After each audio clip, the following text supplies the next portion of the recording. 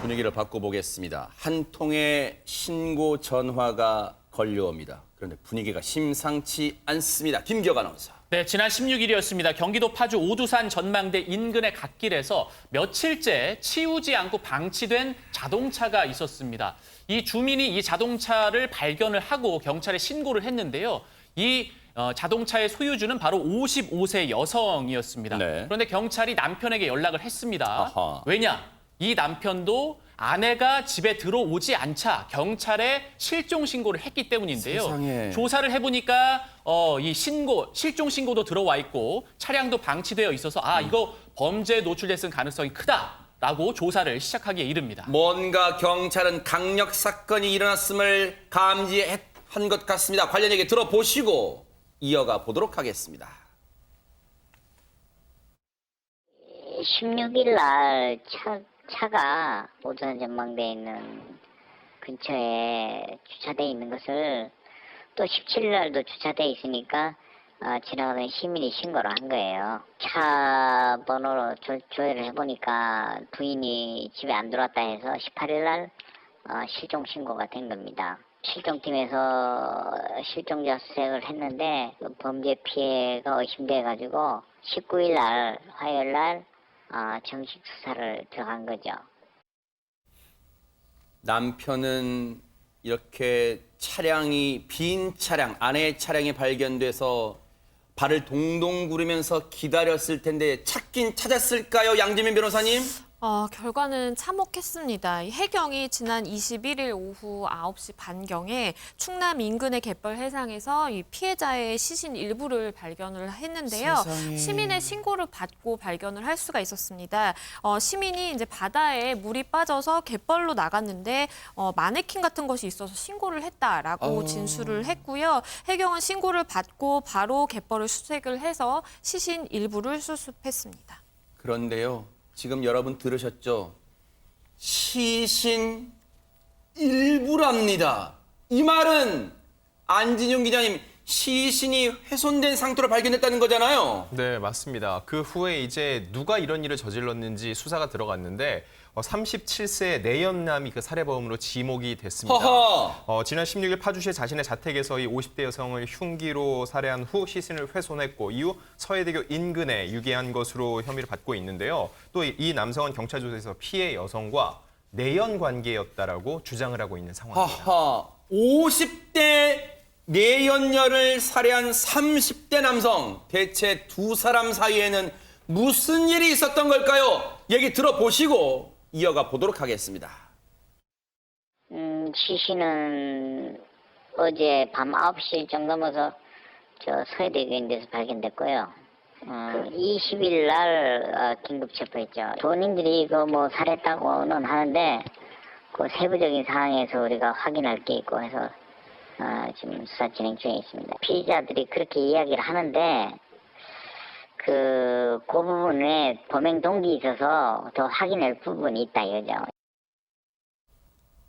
내연 관계라고 이 피의자는 주장하고 있습니다만 더 들여다볼 부분이 있을까요? 어떻습니까?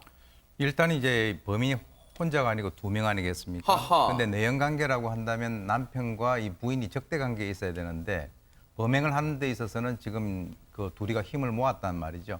그렇기 때문에 지금 이 두 사람이 그렇게 같이 얘기를 하기 때문에 이것이 내연 관계인지 아닌지는 나중에 분리해서 얘기를 갖다 들어보면은 밝혀질 것 같고요. 네. 지금 이 두 사람 사이의 그 연령 그 차이가 한 17세, 18세 정도 지금 나오고 있는데 네. 그것은 사실은 뭐 우리가 일반적으로는 좀 어색하긴 하지만 충분히 그런 일은 있을 수가 있습니다. 아하. 단 이제 이 내연 관계가 이 30대 부부가 결혼을 하기 이전부터 이어진 것인지 아니면은 결혼을 하고 난 이후에 이제 이어진 것인지 그것도 역시 이제 그 경찰 수사를 통해서 밝혀져야 될 그럴 부분이라고 보는데요. 네.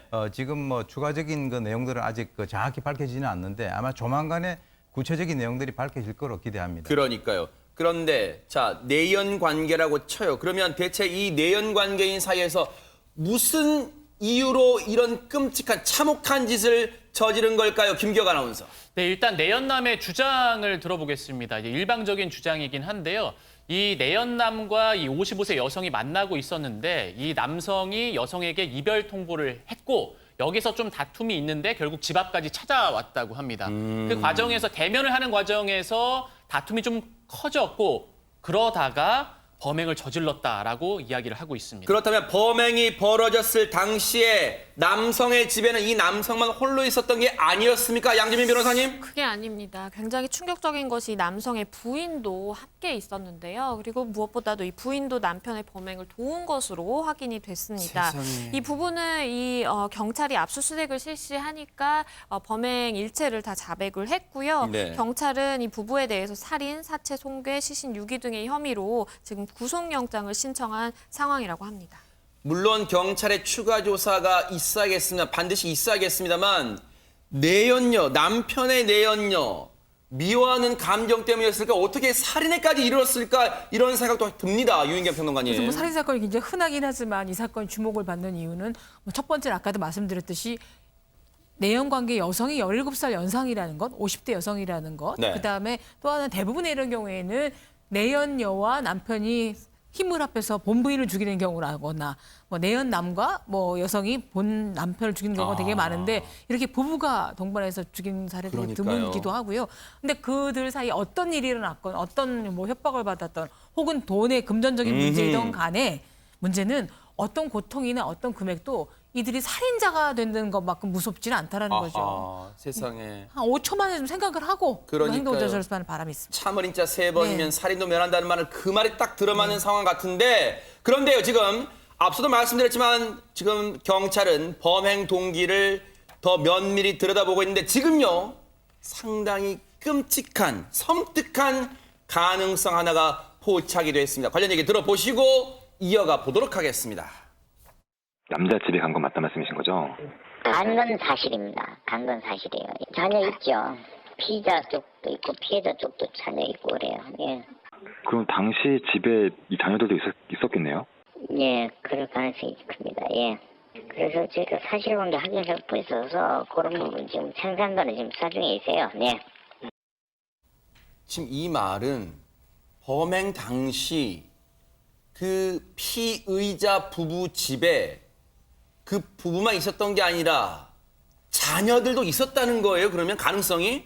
일단 확실한 건요. 피해 여성이 피의자 부부의 집에 찾아간 건 맞습니다. 경찰 관계자도 이 부분은 분명히 얘기를 하고 있고요. 그 다음에 다른 부분은 상세한 사실관계를 수사 중이라는 건데 피의자 부부에 일단 자녀가 있는 거 이것도 사실이죠. 그런데 범행이 이뤄질 그 당시에 집 안에 아이가 있었는지 이 부분도 가능성을 열어놓고 수사를 진행하고 있다는 겁니다. 네, 만약에 자녀들이 있었다면 피의자 부부의 자녀들이 그 집에 있었다면 정말 생각하기도 싫은 끔찍한 상황에 그 장면을 혹시 목격했을 수도 정말 섬뜩합니다.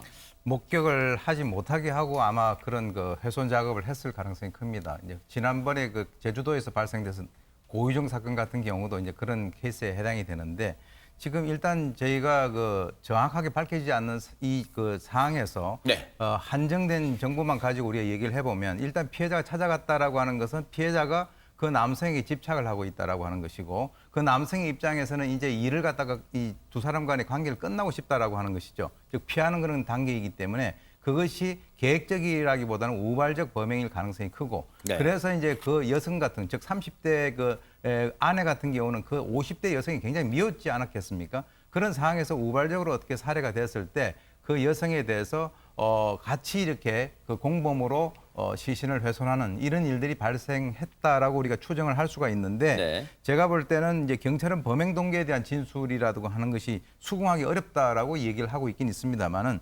시신을 뭐 찾는다든지 나머지 부분에 대해서는 조금 더 시간을 가지고 우리가 기다리면 정확한 그 진실이 나오지 않겠는가 이렇게 추정이 됩니다.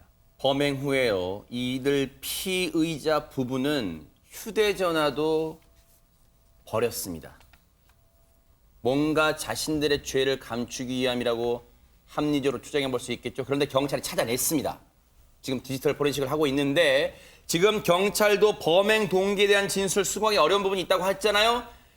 반드시 그 휴대전화 포렌식뿐만 아니라 이들 사이에 혹시라도 금전적 거래가 있어서 그게 다툼의 원인이 됐고 급기야 살인에까지 이런 거 아닌지 반드시 들여다볼 필요가 있다 이런 생각도 해보고 이 사건 끝까지 뉴스파이트가 바짝 따라붙어 보도록 하겠습니다.